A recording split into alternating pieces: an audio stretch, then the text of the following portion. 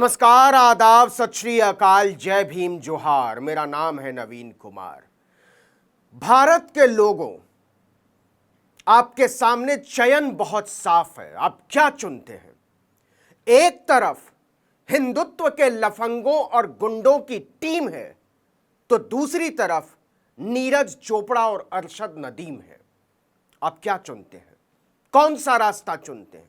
एक तरफ वो लोग हैं जिन्होंने दुनिया भर में भारत के तिरंगे का नाम रोशन किया और इससे ऊपर इंसानियत की राह दिखाई है। विश्व एथलेटिक्स चैंपियनशिप 40 साल का इतिहास है। ये 1983 से लगातार हो रहा है और पहली बार भारत के हिस्से में स्वर्ण पदक आया है, सोना आया है नीरज चोपड़ा के दम पर। और नीरज चोपड़ा के बाद की स्थिति किसकी होती है? पाकिस्तान के अरशद नदीम की। और खूबसूरती देखिए कि एक तरफ गोल्ड मेडल नीरज चोपड़ा के हाथ में, गले में, और दूसरी तरफ सिल्वर मेडल अरशद नदीम के गले में। दोनों अपने अपने मुल्कों के लिए खेलते हुए, खुशी से उछलते हुए, और दोनों एक दूसरे के साथ गले मिल जाते हैं। यह सहोदराना है, यह भाईचारा है, यह सरहदों का अतिक्रमण करके इंसानियत के झंडे का लहराना है।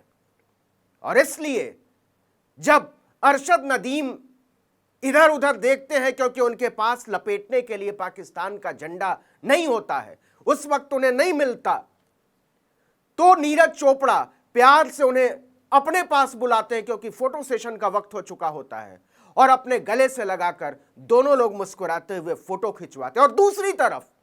और दूसरी तरफ कौन सी तस्वीर है? नूह और मेवात में विश्व हिंदू परिषद के गुंडे लफंगे सरकार, संविधान और भारत के लोकतंत्र को चुनौती दे रहे हैं, उसे तहस नहस करने की धमकी दे रहे हैं। यह दो भारत हमारे सामने है, यह इंसानियत और दूसरी तरफ हैवानियत।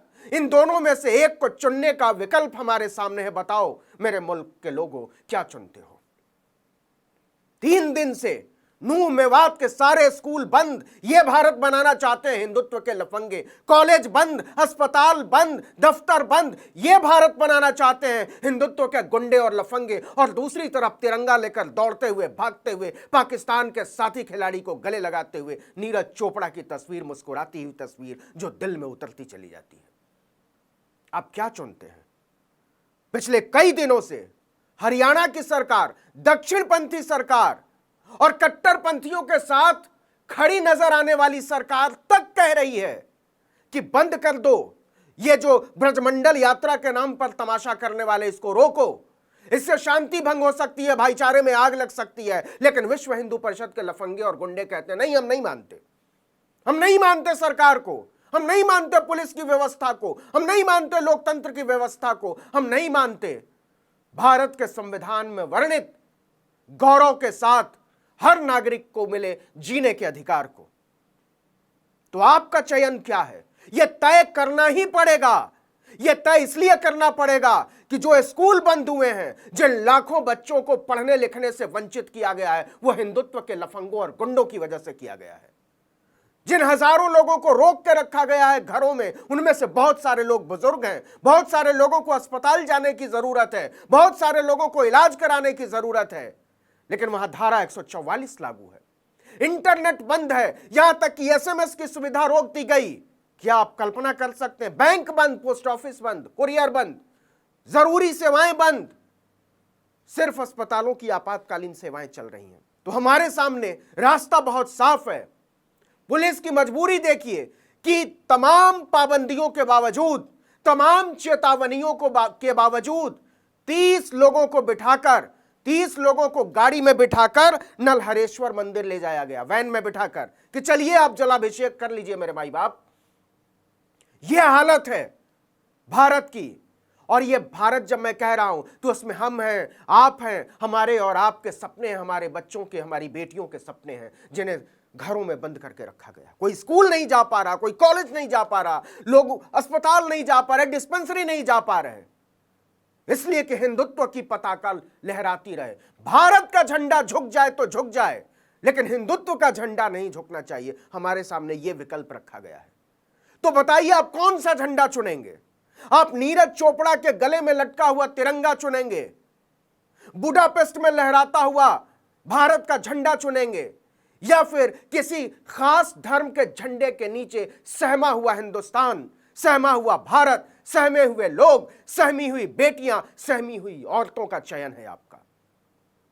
इन तमाम रास्तों में से एक रास्ता जो लोकतंत्र की तरफ बढ़ता है वो नीरज चोपड़ा और अरशद नदीम के साथ बढ़ता है। यह भारत और पाकिस्तान की बात नहीं है।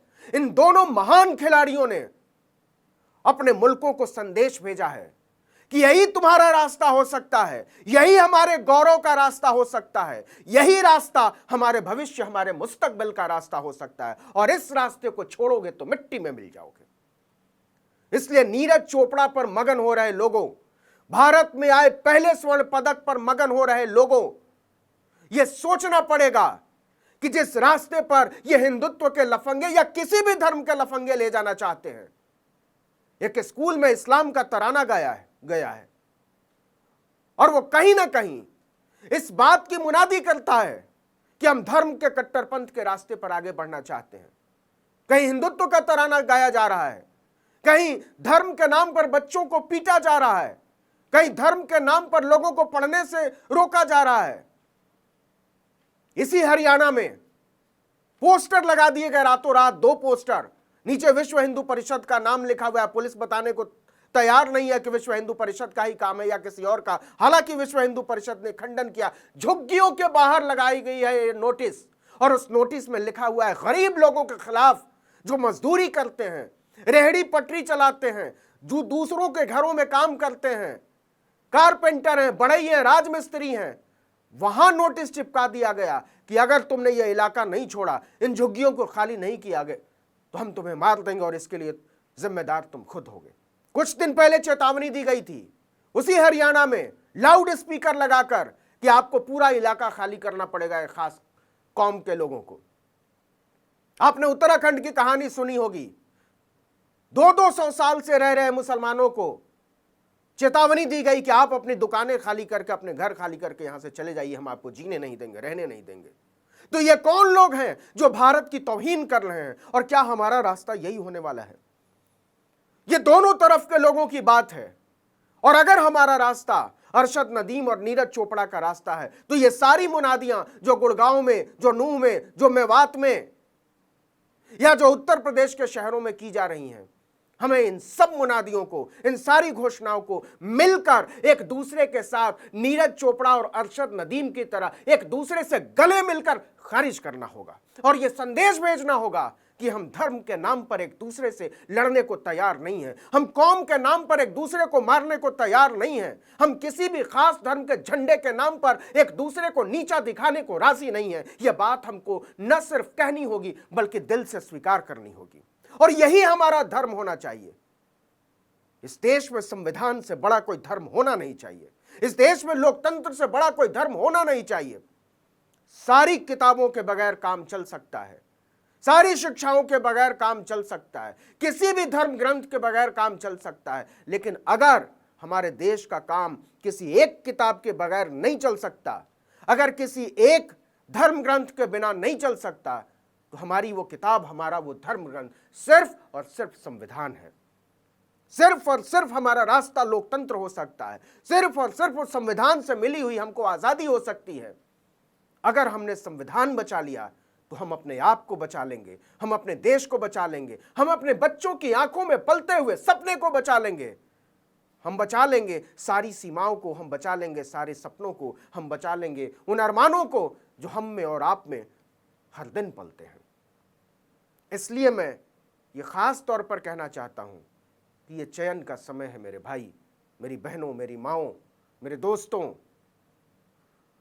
आपका चयन क्या है? मेरा चयन तो संविधान है, मेरा चयन तो लोकतंत्र है, मेरा चयन तो नीरज चोपड़ा और अरशद नदीम के गले मिल जाने का रास्ता है, मेरा चयन मनुष्यता है, मेरा चयन बंधुत्व है, मेरा चयन भाईचारा है, न्याय है, समानता है। अपने दिल पर हाथ रखकर पूछिएगा अपने आप से, आंख बंद करके, आपका चयन क्या है? आपका जो दिल कहे उसे सुनिएगा जरूर। इस वीडियो में इतना ही, लेकिन अगर आपने आर्टिकल 19 इंडिया को अब तक सब्सक्राइब नहीं किया है तो फौरन कीजिए, बेल आइकॉन दबाइए, घंटी जैसी आकृति, लाइक कीजिए और कमेंट करके बताइए हमारा वीडियो आपको कैसा लगा। यूट्यूब पर देख रहे हैं तो हमारे चैनल को सब्सक्राइब कीजिए, फेसबुक पर देख रहे हैं तो हमारे पेज को लाइक कीजिए, इंस्टाग्राम पर हमें फॉलो कीजिए और हमारा ट्विटर हैंडल है article19_India, इसको जरूर फॉलो कीजिए। नमस्कार।